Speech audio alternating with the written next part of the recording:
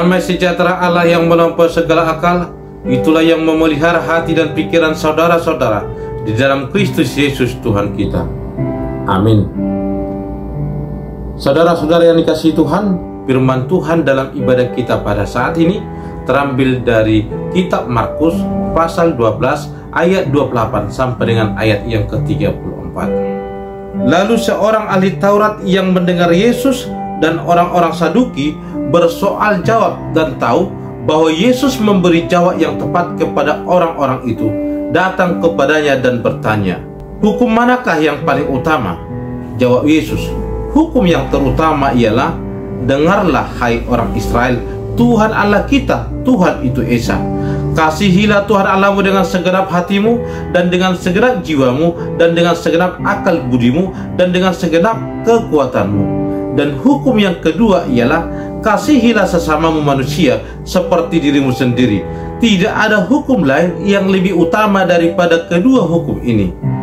Lalu kata ahli Taurat itu kepada Yesus, "Tepat sekali Guru, benar katamu itu, bahwa Dia Esa, bahwa tidak ada yang lain kecuali Dia.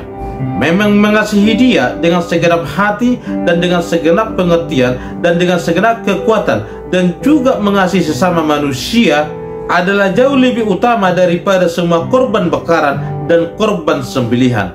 Yesus melihat bagaimana bijaksananya jawab orang itu, dan ia berkata kepadanya, "Engkau tidak jauh dari kerajaan Allah." Dan seorang pun tidak berani lagi menanyakan sesuatu kepada Yesus. Demikian firman Tuhan.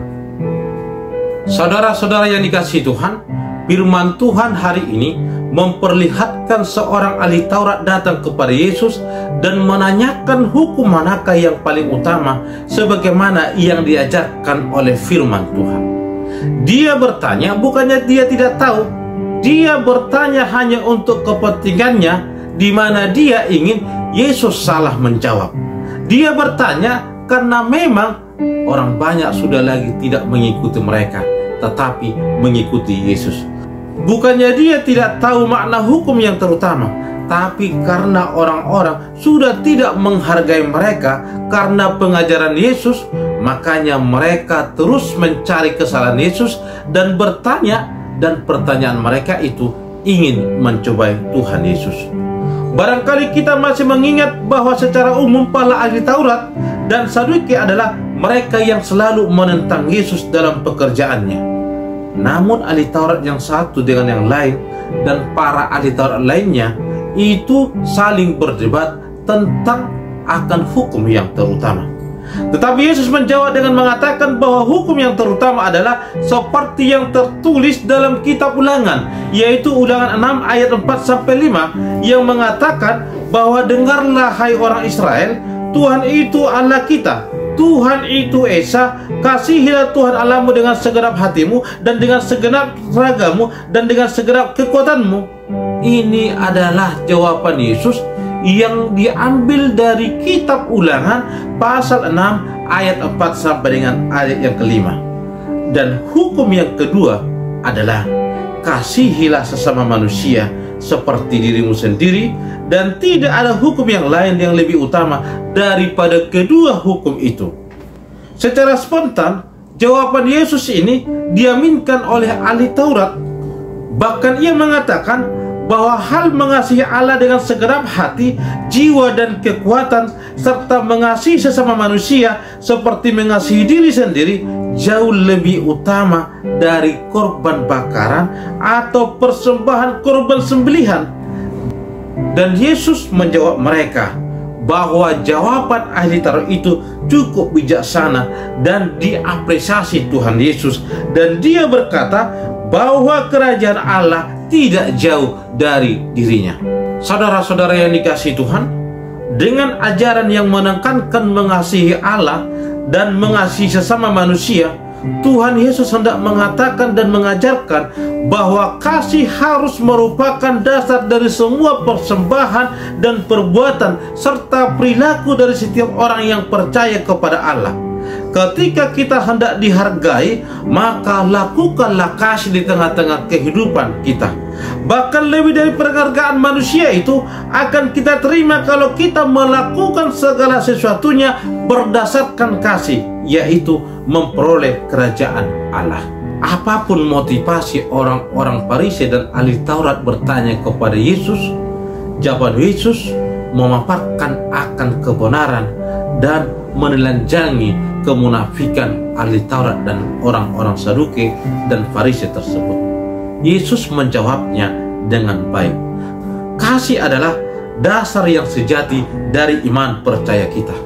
Artinya, kunci dari kehidupan yang seluruhnya merupakan ibadah bagi Allah dan menghasilkan sikap sehari-hari yang menciptakan kehidupan yang damai bagi diri sendiri dan orang-orang sekitar kita haruslah didasari oleh kasih.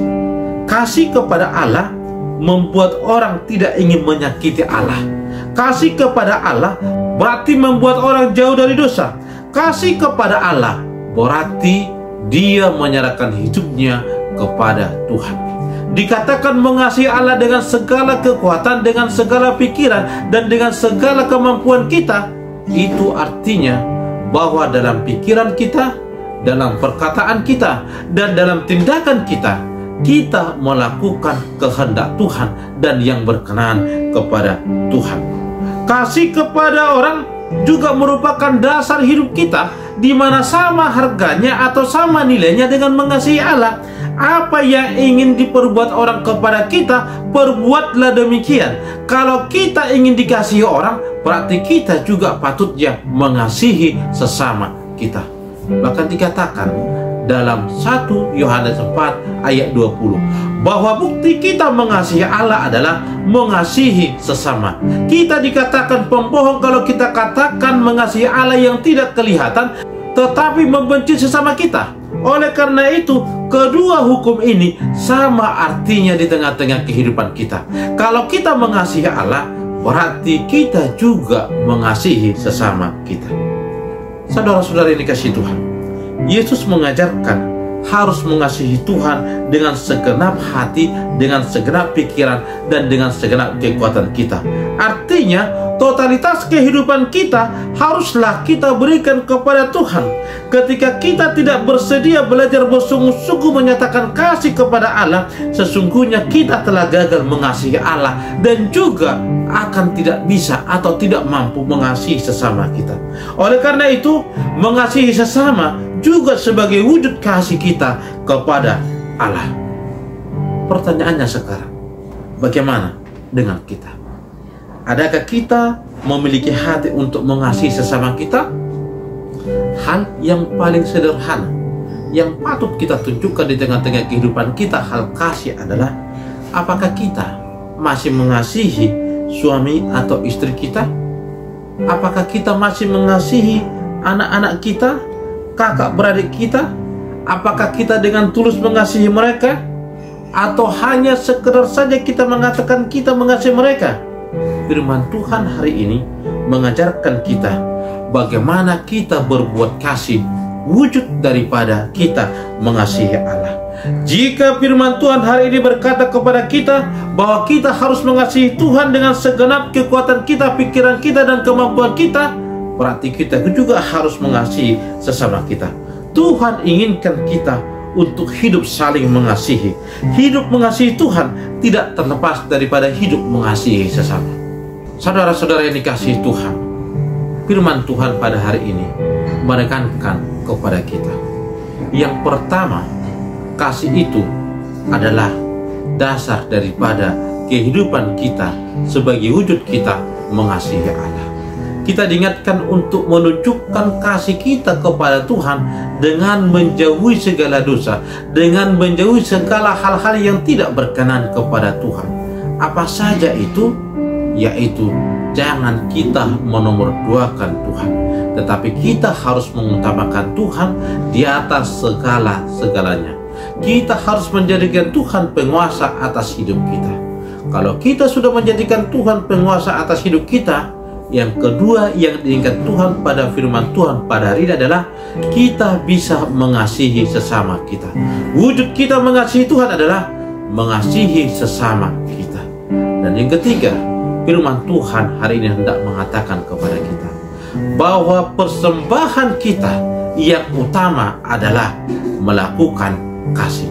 Kalaupun kita bisa memberikan persembahan bakaran, memberikan korban sembelihan, memberikan persembahan-persembahan lainnya, tetapi Tuhan mengingatkan kita bahwa dengan mengasihi itu adalah wujud atau lebih besar daripada persembahan-persembahan yang kita berikan kepada Tuhan. Yang ketiga, Tuhan juga menginginkan kita untuk mengajarkan kasih bukan hanya kepada diri kita, tetapi kepada keluarga kita, kepada anak-anak kita.